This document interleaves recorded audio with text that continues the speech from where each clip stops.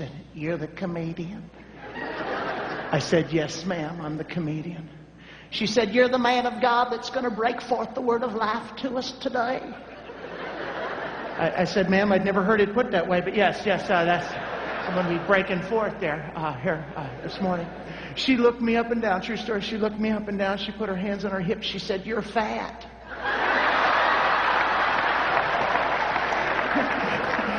I said, "Yes, ma'am." She said, "Don't you know that the body is the temple of the Lord? Don't you know that your body is a temple?"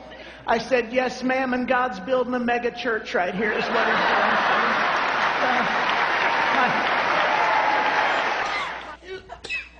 Excuse me, boy. Oh, hang on. Drink Coke, play again.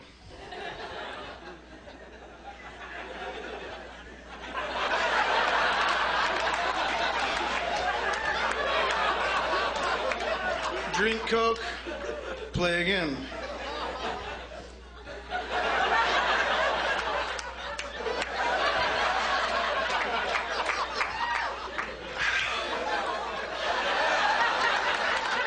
Sign found on the McDonald's drive-through window.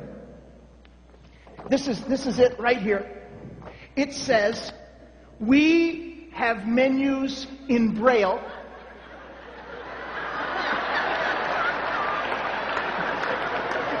At the drive-through. We also have picture menus. Braille menus for people who can't see. The sign. Or drive-through. Picture menus for people who can't read. The sign. I thought I'd have a little bit of fun.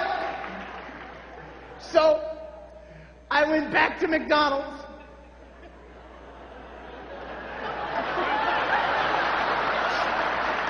Got myself some dark glasses and an old piece of PVC pipe. Put my car in the drive-through lane. Rolled my window down.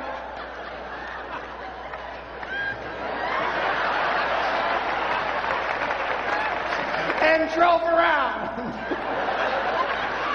I'm tapping down the side of the building. I get up to that little window. The girl goes, "Oh, can I help you?" I said,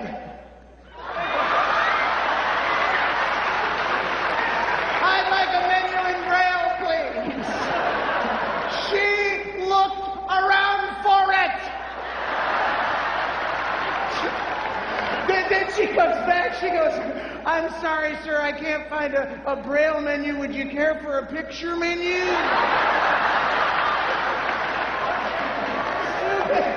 Stupid stuff wherever you go. New England Journal of Medicine says, if we laugh 100 times a day, it is equivalent for our heart muscle of jogging 10 miles. 100 laughs a day, heart muscle, 10 miles.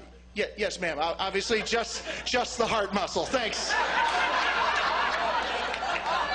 I hate it when the audience is funnier than I am. I had that attention deficit disorder. Now, you probably never would have guessed that. Okay? See, I've outgrown it now. Because I'm 40, okay? I'm 40 years old. To help you understand how that fits in, I grew up 3 years before the invention of Ritalin, okay? I grew up under an experimental medication called the belt, okay? So that was my history. I'd rather pass another kidney stone than have to spend another night with you.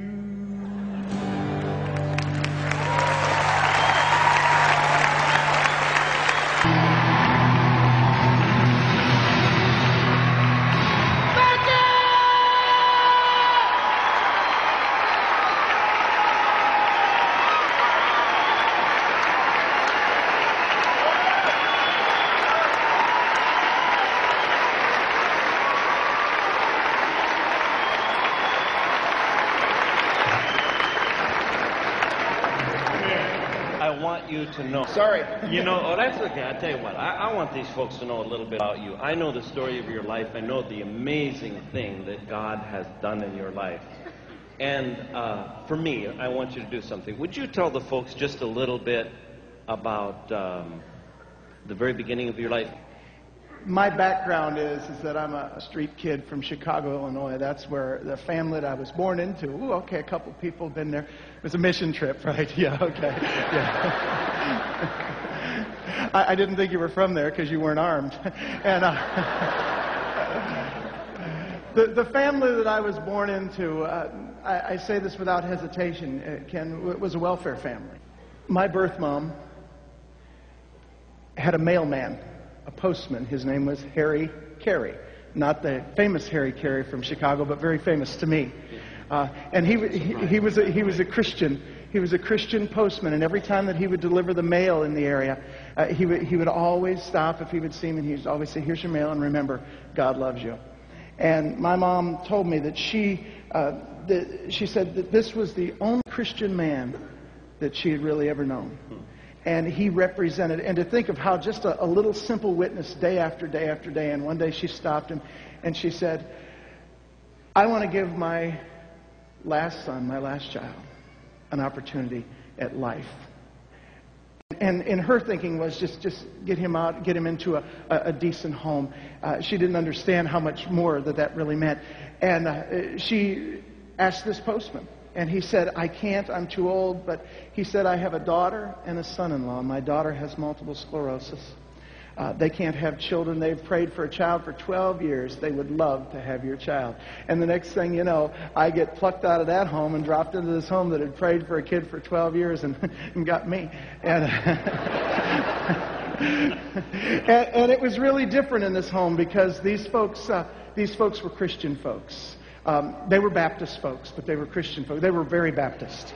Extra Baptist, if you know what I mean. It just, people don't understand this, and some of the folks are old enough to remember this, and you remember this. But we did not play old maid cards in my house because somebody could drive by at 55 miles an hour, see you playing old maid, think you were playing poker. If you're playing poker, you're probably gambling, and we all know that gambling leads to premarital dancing. And, right? Amish people said, "You guys need to lighten up." Okay?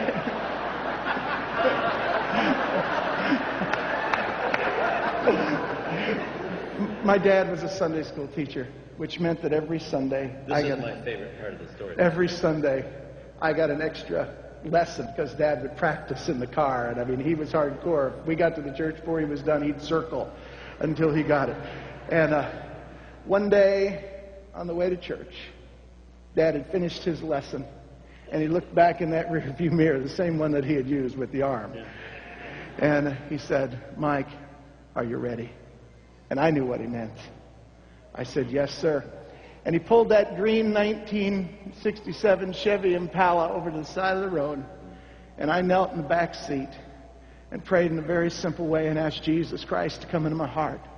And that day, God changed my life, and I've never gotten over it. Well, I'm glad, man.